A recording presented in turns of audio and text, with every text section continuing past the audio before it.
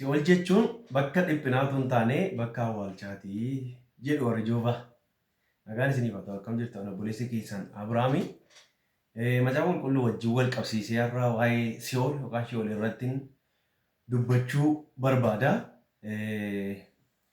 Warri Joobaa biyya kana keessatti yeroo garaagaraatti deemanii miishinii hojjetu dhimma amantii isaanii irratti waa'ee amantii isaanii keessumaa barri kun bara dhumaati waan ta'eef namni du'a booddee wanta tokko iyyuu hin ta'u. Du'a booddee Si'ool kan jedhamu kun hin jiru jedhanii amanu.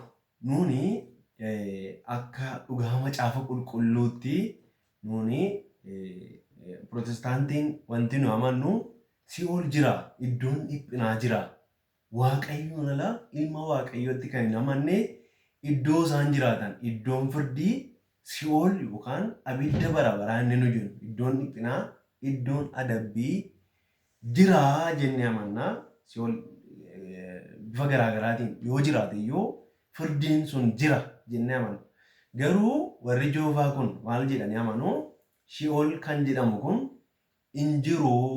Du'a jechuun iddoo awwaalchaati kan jedhu kaasanii akkasittiin amanu jechuudha. Ilaalchi isaanii keessaa inni tokko Waaqni jaalala jedhanii amanu. Waaqni jaalala waan ta'eef namni yoo du'e waan tokko iyyuu waan hin beekneef abidda bara baraa keessatti nama hin gubu. Waaqayyo nama hin gubu. Jaalala nama uume kana hin gubu. Si'ool wanti jedhamu hin jiru jedhanii amanu. Kanaaf kutaa macaafa qulqulluu irraa kutaa isaan fudhatan kakuu moofaa keessaa kutaa tokko fudhatanii jallisanii kutaa isaan hubatantu jira. Innis macaafa lallabaa irra kan jiru boqonnaa 9:5 duwwaan dubbiseen yaada isaa gabaabseen isin ibsuu yaala. Warri jiran akka du'an beeku.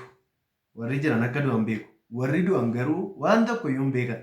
Gatii dadhabbii isaanis deebi'anii hin argatan. Seenaan isaaniis yaadatamu jedheetu wantoota baay'ee kaasa. Jalqabaa kaasee garuu warri jiran akka du'an beeku. Warri du'an garuu wanta tokko iyyuu hin beekan jedheetu litiraaliima waa'ee warra du'anii kana kaaseetu dubbata kutaan kun. Garuu waa'ee Si'ool kaasee dubbachaa hin jiru.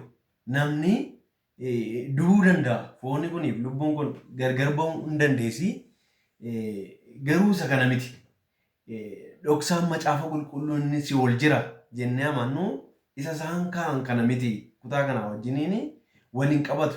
Waa'ee ilaalcha isaanii Waaqni jaalala nama uumee ka'ee hin ajjeesu kan jedhu kana kaasu. Gabaabsinee yeroo ilaallu Si'ool jechuun isaan biratti akka nu amannutti nuun Pirotestaantiin iddoo dhiphinaati, iddoo firdii bara baraati jennee amanna. Si'ool jechuun garuu isaan biratti iddoo awwaalchaati. Namni hundumtuu iddoo inni itti adeemudha malee iddoo firdii miti. Waaqayyo nama uume inni jaalala namatti faraduu hin danda'u jedhanii lafa kaa'u. Waa'ee jannata lafarraa wantoota baay'ee kaa'u garuu booddeetti deebina. Nuuni jara kanaaf yeroo dhugaa baanus ta'ee dhugaa macaafa qulqulluu kana beekuudhaaf jarri kun yoo isin mudatanis isaan kanas abidda bara baraa kana jalaa baasuudhaaf Yesuus Kiristoosiin itti himuuf wantoota nuun Si'ool jiraaf hin jiruusaa macaafa qulqulluu keessatti kutaa macaafni qulqulluun dubbatu keessaa kutaa 2 duwwaan isinii kaasa. Innis Wangeela Luqaas irra kan jiru boqonnaa 16 lakkoofsa 19 kaasee hamma 31tti yoo dubbifattan seenaa Alaazaarii fi seenaa namicha sooressa tokko kaasee haasa. Alaazaar namicha hiyyeessa tokkoof namicha sooressa tokko. Ergamaa Waaqayyoo fuudhanii Alaazaariin mirga Abiraamiin dhaqanii kaanii jedhe. Iddoon sun iddoo haragalfii iddoo boqonnaa ture.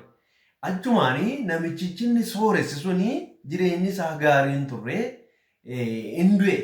Iddoo dhiphinaa sana keessa taa'ee anamma gubachaan jira jedhee yeroo inni itti dubbatu kutaa macaafa qulqulluu sana yeroo dubbifattanii argattu. Gubachaan jira, dhiphachaan jira, ammanii jireenyi isaa itti tolee hin jiru. Du'eera garuu jireenyi isaa itti tolee hin jiru, gubachaa akka jiru beekaa jechuudha. Kutaa ammaa irraa garuu macaafa lallabaa irraa hin beeku kan jedhu kaasa. Namni du'ee hin beeku waan keessa jiru kan jedhu kaasa. Waa'ee namni yeroo inni du'u akka inni waan beekneeti. Garuu namni du'a booddee ilma waaqayyootti amanuu booddee waan inni ta'u amanuu diduu booddee waan inni ta'u kan inni kaasudha. Inni kun jechuudha si'ool akka inni jiru qabatamaatti.